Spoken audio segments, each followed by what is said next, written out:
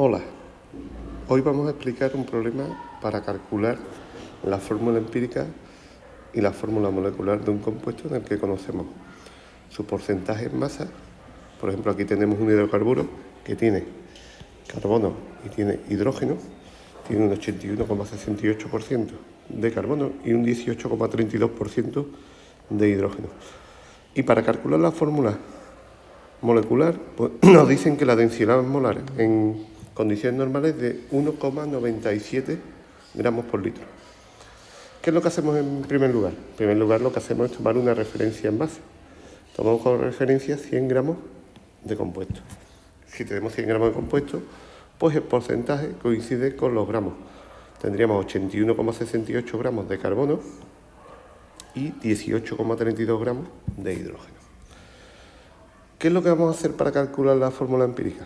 La fórmula empírica lo que nos da es la relación de átomos en cada molécula. Entonces, si yo tengo una molécula de agua, por ejemplo, pues tendré 2 átomos de hidrógeno por cada átomo de oxígeno para formar una molécula.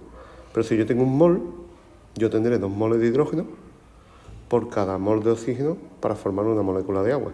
Entonces, lo que vamos a hacer es calcular los moles que tengo de cada elemento. Vamos a empezar calculando los moles de carbono. Entonces, si yo digo hago el siguiente factor de conversión, yo sé que un mol de carbono son 12,01 gramos de carbono. Y de ahí saco los moles, que son 6,8 moles de carbono. A continuación, calculo los moles de hidrógeno. Yo sé que por la masa atómica del hidrógeno, un mol de hidrógeno es 1,01 gramos de hidrógeno. Y saco que hay 18,14 moles de hidrógeno. Pero yo sé que por cada 6,8 moles de carbono yo tengo 18,14 moles de hidrógeno. Pero esto no es por cada unidad, porque nosotros en una fórmula empírica no ponemos decimales. Entonces yo lo que hago es asignarle la unidad al más pequeño. Para asignar la unidad al más pequeño, lo que hago es que divido por la cantidad más pequeña para asignarle la unidad al carbono. Entonces, si yo divido 6,80 entre 6,80, pues yo tendría que da 3. Y 18,14 entre 6,80 da 2,67. ¿No? Si vemos, esto no da exacto, da 1 y da 2,67. Tenemos que buscar un número que al multiplicar los dos de un número entero. Si probamos con 2, pues yo tendría 2 y 5,3 o 4 casi. Entonces lo que hacemos es que multiplicamos por 3. Entonces yo tendría que carbono sería 3, y si yo multiplico 2,67 por 3, tendría que dar 8,01, que es aproximadamente 8. Entonces de aquí sacamos que la fórmula empírica es C3H8N. Yo sé que en esta molécula, esta molécula yo tengo por cada 3 átomos de carbono, tengo 8 átomos de hidrógeno. Y ahora viene la pregunta, ¿cuál es la masa molar?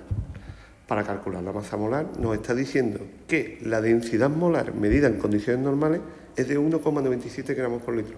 Nosotros sabemos que un mol de gas en condiciones normales ocupa un volumen de 22,4 litros. Entonces, para saber cuánto es un mol, pues tomamos 22,4 litros. ¿Pero qué es lo que nosotros sabemos por los datos de nuestro problema? Que 1,97 gramos del gas corresponde con 1 litro de gas. Entonces, si yo hago el factor de conversión, saco que 44,13 gramos de gas por mol. Y esto es la masa molar de este gas. Ahora, ¿qué es lo que hago? Pues calcular el valor de N. Yo sé que C3H8 por N es igual a 44,13. Entonces sería 3 por 12,1 más 8 por 1,01 por todo multiplicado por N es igual a 44 por 13. Y nos da 44,11 por N igual a 44,13, que si veis es 1. Con lo cual la fórmula molecular de este compuesto es C3H8. Y este compuesto, más concretamente, es el propano. Espero que os haya resultado útil y que hayáis aprendido. Venga, hasta luego.